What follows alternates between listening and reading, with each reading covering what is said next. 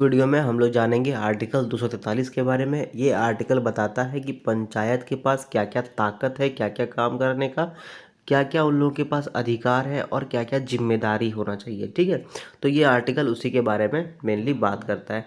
तो इस आर्टिकल के अनुसार सबसे पहले ये कहा गया है कि संविधान का एक तरह से जो प्रावधान है उसको मद्देनज़र रखते हुए, उसको दिमाग में रखने के बाद जो भी राज्य होगा वो कानूनी रूप से कुछ कानून बना सकता है जो कि पंचायत को ये पावर देगा, ये हक देगा, ये अधिकार देगा कि वो क्या क्या काम कर सकते हैं।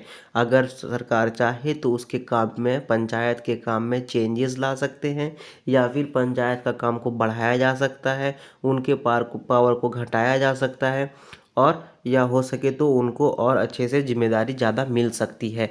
ये सब तब करना चाहिए जब सरकार को दिमाग में ये बात रखना चाहिए कि पंचायत जो है वो डिसेंट्रलाइजेशन के लिए है। मतलब कि पंचायत इसलिए बनाया जा रहा है ताकि जो पावर है वो, मतलब जो ताकत है सरकार की, वो पंचायत में भी बढ़ सके और जिससे जनता डायरेक्टली लाभ ले सके। ठीक है, अब सरकार को हमेशा ये ध्यान में रखना चाहिए कि जो पंचायत को जो पावर मिल रहा है वो किन किन क्षेत्रों में काम करें।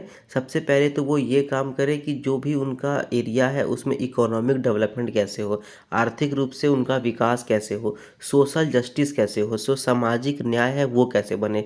अब ये यहाँ पर क्या इसका मतलब है? इसका मतलब ये है कि सरकार चाहे तो पंचायत को, चाहे क्या एक्चुअली पंचायत ये काम करती है कि जो का गांव है उसमें से जो रोड जा रहा है उसका डेवलपमेंट कैसे होगा, उसका विकास कैसे होगा, वो पंचायत के हाथ में होना चाहिए। जो स्कूल बन रहा है उसका विकास कैसे होना चाहिए, वो पंचायत के हाथ में होना चाहिए। साथ ही साथ कोई भी लाइब्रेरी वगैरह बन रहा है गांव में तो उसका जो जिम्मेदारी है वो पंचायत के हाथ में होना चाहिए। सोशल जस्टिस में मान लेते हैं कि जो फॉर एग्ज़ाम्पल कोई पति पत्नी में विवाद हो गया तो उसमें कैसे न्याय मिले वो पंचायत के हाथ में होना चाहिए।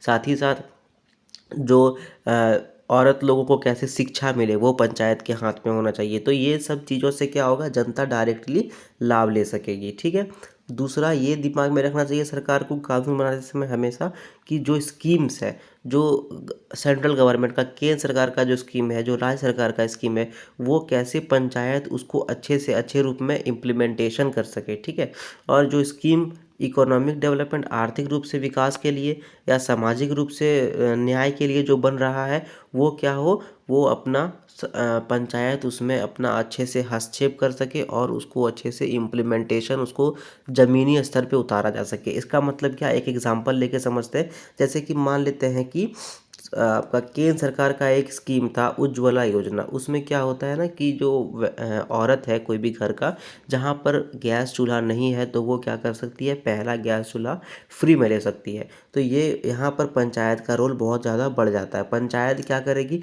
अपने पंचायत के अंतर्गत जितना भी गांव वगैरह है उसमें ये बात बोलेगी जो महिला जिसके पास गैस वगैरह नहीं है कि आप उज्ज्वला योजना का, उज्ज्वला स्कीम का आप अच्छे से आनंद ले सकते हैं। उस पर आप अच्छे से काम कर सक, उस पर आप जाओ, अपना नाम वगैरह लिखवाओ और आपको पहला गैस फ्री मिलेगा। तो इस हिसाब से क्या हुआ, तो ये जो अपना स्कीम है, जो सरकार का जो स्कीम है, वो पंचायत यहाँ पे उसको ज़मीनी स्तर पे उतरने में बहुत ज़्यादा मदद कर रहा है।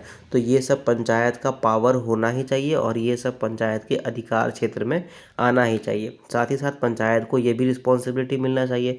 और एक रिस्पॉन्सिबिलिटी पंचायत के पास क्या है कि जो भी उस क्षेत्र में जितने भी गांव है उसमें अगर कोई बच्चा जन्म लेगा या कोई वृद्ध व्यक्ति मर जाएगा तो वो भी पंचायत अपने पास उसको रजिस्टर कर सकती है। ठीक है, तो ये था अपना आर्टिकल 243 और ये बताया कि जो पंचायत है उसका क्या क्या ताकत है, क्या अधिकार है और क्या जिम्मेदारी है। एंड आई होप कि ये वीडियो आपको अच्छा लगा। So like, comment, share, subscribe, कुछ भी पूछना है बताना तो कमेंट करो। And thank you very much.